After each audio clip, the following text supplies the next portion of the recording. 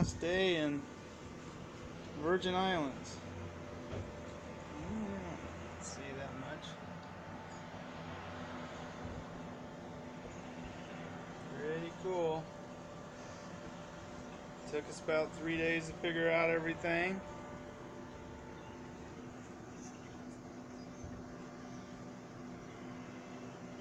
And the last few days to enjoy it.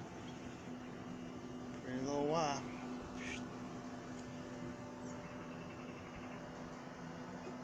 Gonna be a warm day today.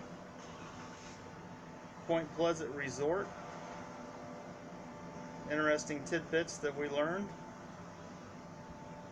One, when you fly in from, well, we flew in from San Juan to here. It's about a 17-minute flight to St. Thomas.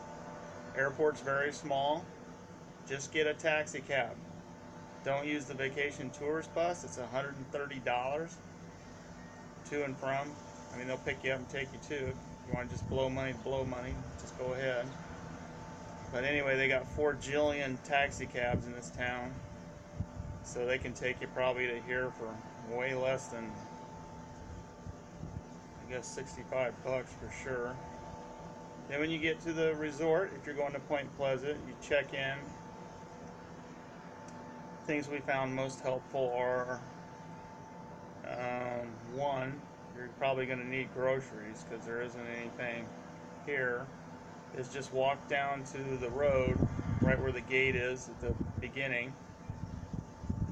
They have these safari buses. I call them kind of like you're in a safari. They're open. Basically, they're just trucks they converted into where people can crawl in and sit in there. They're not the actual taxi cabs. They all have like nice. The taxi cabs are like super nice, so you can tell the difference. They're usually air conditioned. The other ones are just people hop in, and it's $1 a person to just go around. Like if you're Point Pleasant, you can go to Kmart, get all your, basically almost all your food stuff, and then every time you get on, it's $1. Only difference is if you go into town, which is the city where the boats are at, that's $2 a person. So if you get off and you're in town, $2. Get back on, $2. Everything's $2 until you get back out the country, and then it's $1. So that saves you a huge amount of money.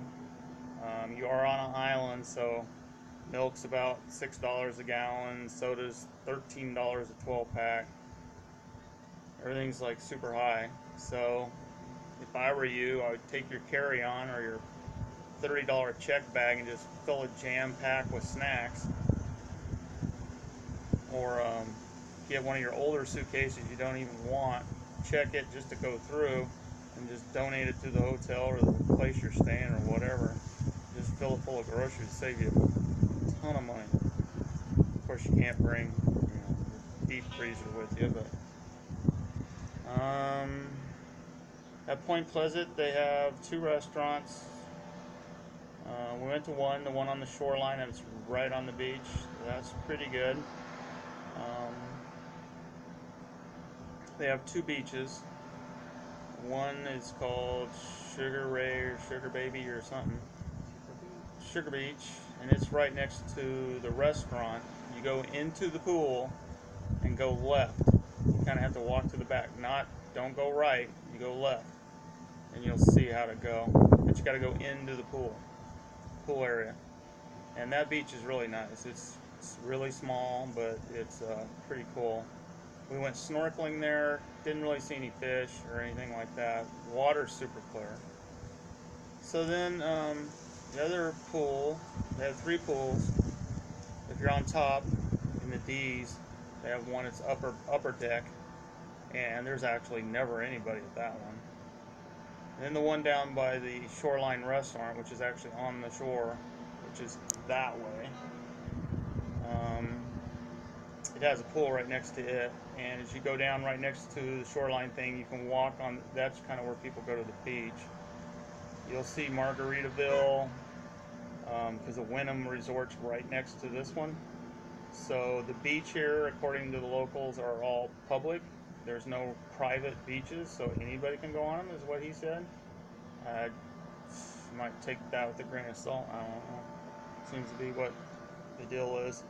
Anyway, if you keep walking past Margaritaville and go over kind of toward the aquarium world, you'll see Koki Beach. It's walking distance from Point Pleasant, in just like 5 minutes, and that's where all the action's at. That's where the boats, cruise boats, dump off their people, and they all go over there. And the water's super beautiful. It's just like a swimming pool, and you'll actually see some fish in there if you're snorkeling.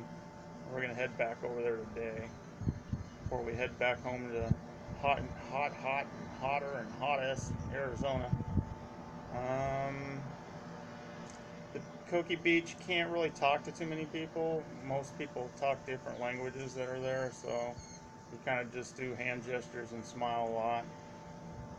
Downfalls of being here. Oh, the weather. Man, it's like we're here in May, so everything's like, the low is like 78, the high is like 80. So it's like constant temperature all the time. Pretty windy. I would definitely advise bringing a hat. Unless you got no hair, and then you don't got to worry about it. But basically what you wear down here is just swimsuits. That's about it. You don't bring jeans. You're not going to need any jeans or jackets. What else? I think that's about it. I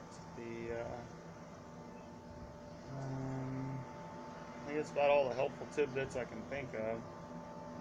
But downfall, I'd probably only say, is probably the taxi cab people are kind of annoying. Everywhere you go, they're just all over you. This taxi, and he jumped off one, and they're asking you to get on another one, and that's about it. Downtown area is total, anywhere you go, Tahoe, wherever, it's tourist trap type deal.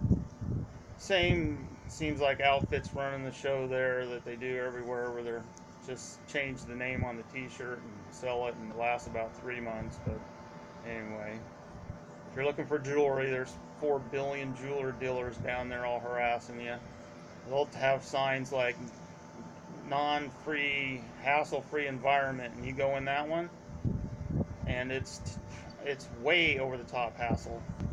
I was about ready to jump down this lady's throat. I was like, how many times does my wife need to like politely say no, she doesn't want your stupid fake jewelry?